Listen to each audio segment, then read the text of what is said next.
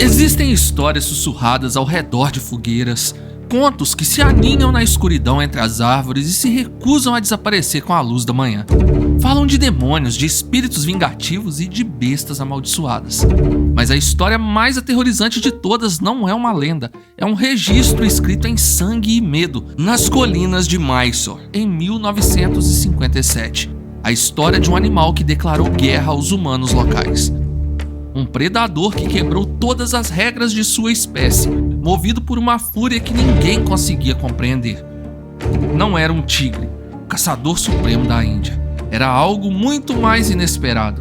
Uma criatura que deveria se contentar com mel, peixes e frutos, mas que desenvolveu um gosto por carne humana quase que doentio.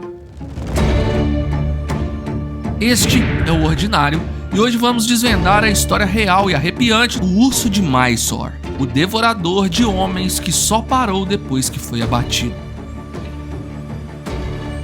Pedimos o seu like e sua inscrição, é de graça e ainda ajuda nosso trabalho por aqui. Vamos ao vídeo. Estamos na década de 50 no sudoeste da Índia, no estado de Mysore. Um mosaico de cidades em ascensão e vilarejos rurais que viviam em um delicado equilíbrio com a natureza selvagem. Para os agricultores que lavravam a terra aos pés da colina, a vida era ditada pelo sol e pelas chuvas. O ciclo natural da natureza era quem ditava as regras de fato. A presença da vida selvagem era uma constante, incluindo a do urso beiçudo, também conhecido como urso preguiça. Com sua pelagem negra e desgrenhada, um focinho pálido e comprido projetado para sugar cupins de seus ninhos e garras em forma de foice, ele é uma visão estranha, quase cômica. Não possui a imponência de um urso pardo ou de um urso polar. Um macho grande atinge no máximo 195 quilos e pouco menos de 1,90 m de comprimento. Mas por trás dessa aparência desajeitada, esconde-se a alma do urso mais agressivo e temperamental do planeta inteiro. Uma criatura conhecida por não recuar de nada, nem mesmo de um confronto com um tigre. Devido à proximidade com povoados densos, encontros entre ursos beiçudos e humanos aconteciam. Geralmente eram confrontos rápidos, barulhentos, resultando em arranhões e um susto monumental para ambos os lados. Os ataques fatais eram extremamente raros. Quando isso ocorria, geralmente era em decorrência das feridas que o urso deixava no humano, que com os dias infeccionavam, se tornando assim letais. E não porque o urso teria devorado a vítima. A dieta desse urso é composta em sua maioria por insetos, frutas, pássaros e mel. Carne vermelha em abundância é raro, um item de oportunidade, de forma geral não é de sua preferência. Até que um dia, algo mudou. Tudo começou de forma sutil, nas encostas onde a selva encontrava os campos cultivados. Um aldeão, Rajan, caçava com seu filho adolescente. Eles não buscavam troféus, apenas o jantar daquela noite. À distância, avistaram um urso beiçudo. Era maior do que qualquer outro que já tinham visto. Uma massa de pelo negro movendo-se com uma confiança sinistra. Inicialmente, pensaram se tratar de uma criatura mística da floresta, de tão grande que era a fera. Mas depois perceberam que era um urso simplesmente enorme. Com prudência, pai e filho decidiram recuar. Eles não tinham armas para um animal daquele porte. Mas para sua surpresa e horror, o urso os viu. E em vez de ignorá-los ou fugir, ele os seguiu. A perseguição foi curta e brutal. A besta alcançou Rajan, não com a intenção de espantá-lo, mas com uma precisão selvagem. O homem sobreviveu, mas seu rosto foi transformado em uma máscara de dor. As garras do urso, projetadas para rasgar a terra, haviam arrancado seu nariz. Mordidas que arrancaram pedaços de pele foram executadas com precisão por parte desse urso também. Aquele não foi um ataque de defesa, foi um ato de agressão deliberada. A partir daquele dia, a paz em Mysore foi estilhaçada. Os ataques se tornaram mais frequentes, mais audaciosos. O medo se espalhou como uma praga, até que a primeira vítima fatal foi encontrada. Um homem que colhia hortaliças na base da colina. Seu corpo foi descoberto com o rosto completamente dilacerado e parte do corpo devorado. A besta não estava apenas abatendo, estava se alimentando. Não era um tigre, nem um leopardo. As pegadas ao redor, marcas de garras e mordidas não eram compatíveis com um felino, mas sim com um urso. além das amostras de pelo escuro deixadas no local, indicando que as vítimas tentavam se defender. O que se encontrava das vítimas mostrava algo claro. A tática do urso era terrivelmente consistente. Ele atacava o rosto usando suas garras longas e curvas e sua mandíbula poderosa, a mesma técnica que ursos beiçudos usam para se defender do ataque mortal de um tigre. Mas agora essa arma de defesa havia se tornado uma ferramenta de caça contra o ser humano. A ousadia do urso crescia a cada novo ataque. Ele descia das colinas, aproximando-se cada vez mais das casas.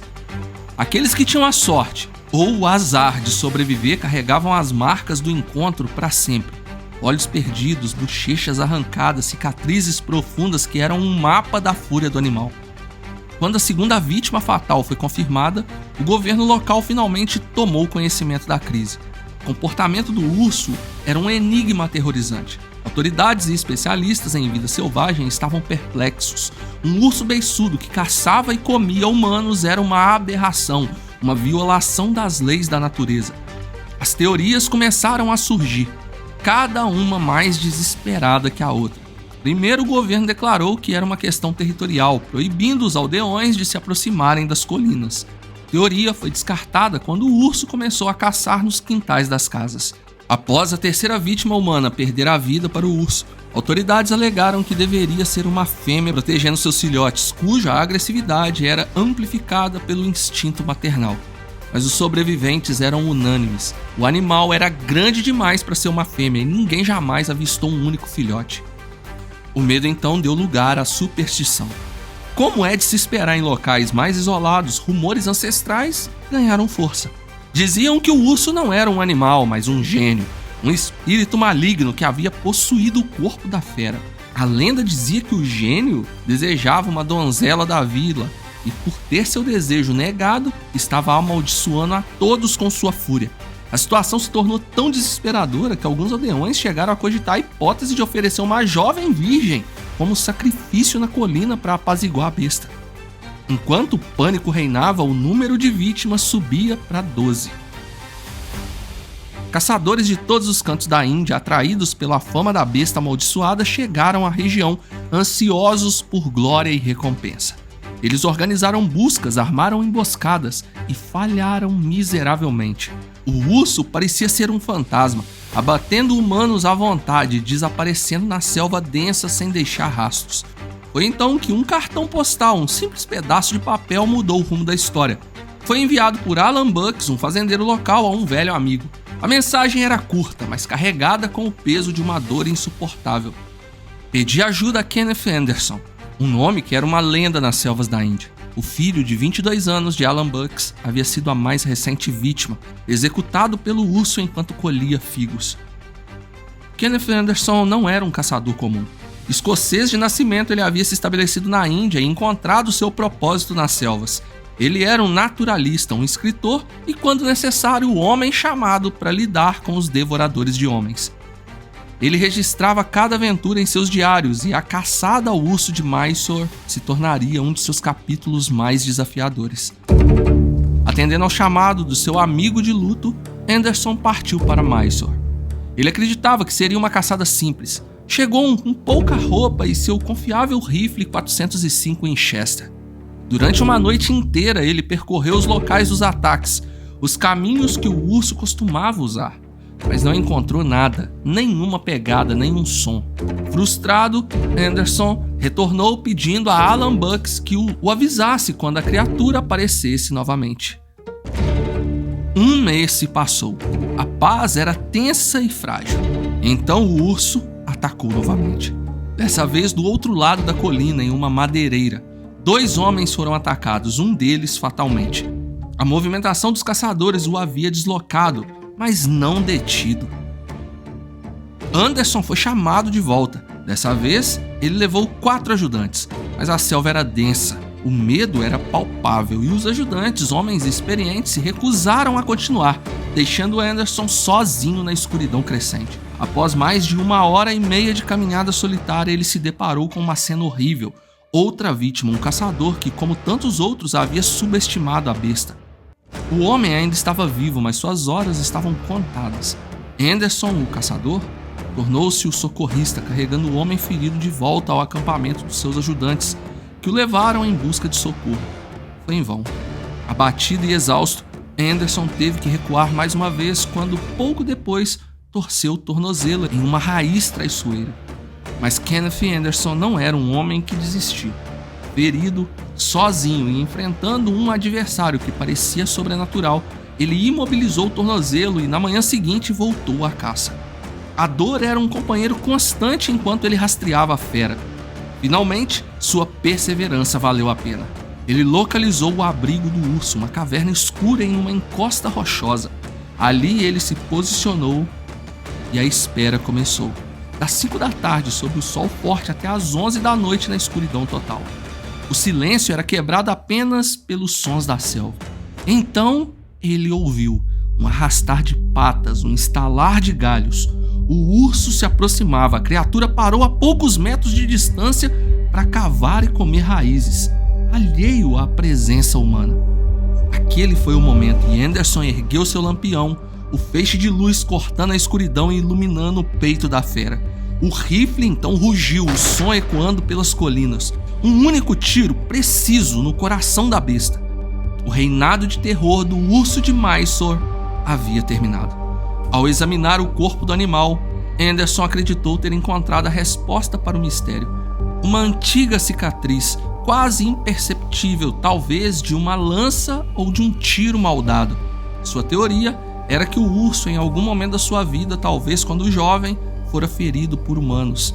A dor e o medo se transformaram em um ódio profundo e inextinguível.